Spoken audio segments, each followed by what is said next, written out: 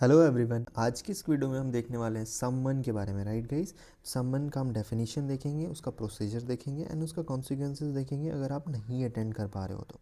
सबसे first of all the definition part, it is a written document issued by the court which compile the attendance of the witness in the court of law on a particular day, date and time under penalty.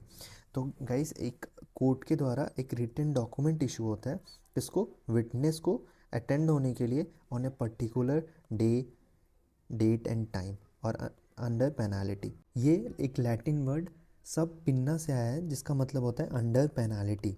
And ये section 63 to 71 BNSS में आता है, भारतीय सुरक्षा संहिता में आता है। Next हम देखते हैं कि ये इसका प्रोसीजर कैसे होता है। लाइक एक समन आपको इशू हुआ है, देन वो कैसे प्रोसीड करेगा आगे। ठीक है, तो सबसे पहले कोर्ट आपको एक समन इशू करेगा रिटन में और डुप्लीकेट फॉर्म में, जो कि मजिस्ट्रेट द्वारा साइंड होगा एंड उस पर कोर्ट का सील लगा होता है।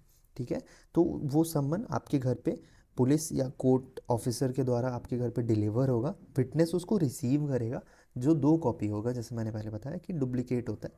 देन 1 कॉपी आपको रखना होता है एंड 1 कॉपी साइन करके आपको वापस कर देना होता है। ठीक है, उसके बाद यह होगा कि आपको जो भी आपका डेट और specific date, time and day दिया हुआ है उसमें आपको अपीयर होना पड़ेगा विथ प्रॉपर रिकॉर्ड।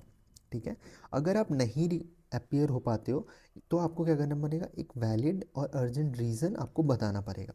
ठीक है, थोड़ा इसके बारे में हम आगे में डिटेल में पढ़ने वाले हैं। ठीक है, नेक्स्ट हम देखते हैं कि अगर एक डॉक्टर को समन मिलता है, अगर एक से ज़्यादा वो भी, और वो भी सेम डेट पे, तो कैसे वो प्रोसीड करेगा, कौन से समन को उसे पहले अटेंड करना है और किन को आपको बाद में अटेंड करना है। तो अगर मान लो आपको 2 डिफरेंट कोर्ट से समन मिल रहा है, तो रूल क्या कहता है, रूल नंबर 1 ये कहता है कि आपको क्रिमिनल कोर्ट के समन को प्रायोरिटी ज़्यादा देना है सिविल कोर्ट से। राइट, एंड रूल नंबर 2 ये कहता है कि अगर आप हायर कोर्ट को आपको ज़्यादा प्रायोरिटी देना है लोअर कोर्ट से। राइट गाइस, तो उसको याद करने के लिए आप एक छोटा सा ट्रिक याद कर सकते हो, CH। लाइक क्रिमिनल कोर्ट को हम ज़्यादा प्रायोरिटी देंगे सिविल कोर्ट से एंड हायर कोर्ट को ज़्यादा प्रायोरिटी देंगे लोअर कोर्ट से। अब नेक्स्ट सिचुएशन देखते हैं। अगर मान लो आपको सेम टाइप ऑफ कोर्ट से 2 समन आ गया, तो उसमें रूल रहता है कि जो पहले आया उसको पहले दे आपको अटेंड करना है, और ये करना है कि सेकंड जो कोर्ट है उसको इन्फॉर्म ज़रूर करना है। ये मस्ट इंपॉर्टेंट है कि आपको पहले आया उसको पहले अटेंड करना है एंड जो सेकंड आया उसको आपको इन्फॉर्म करना है कि मुझे ये वाला समन पहले अटेंड करना पड़ेगा क्योंकि वो मुझे पहले मिला। तो ये था डॉक्टर के केस में। अब हम देखते हैं कि नॉर्मल केस में, नॉर्मल इंसान को अगर कोई समन आ रहा है तो वो अगर फेल हो जा रहा है उसको अटेंड करने में, तो क्या कॉन्सिक्वेंसेज होता है। तो आपने या तो फर्स्ट सिचुएशन ये बन सकता है इसमें भी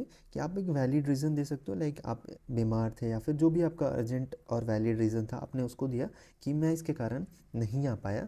तो अगर कोर्ट उसको एक्सेप्ट करता है तो क्या वो करता है, एक नया हियरिंग इशू कर देता है, हियरिंग डेट आपको इशू कर देता है। अगर ये तो हो गया, वैलिड रीज़न आपने दिया और कोर्ट ने एक्सेप्ट कर लिया।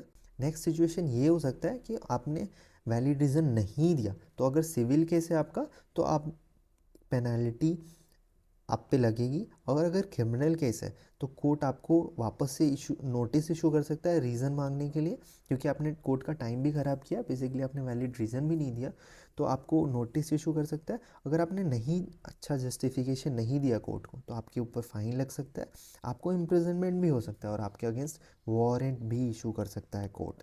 तो ये था समन के बारे में। तो that's all for this video, see you in the next video with a new topic.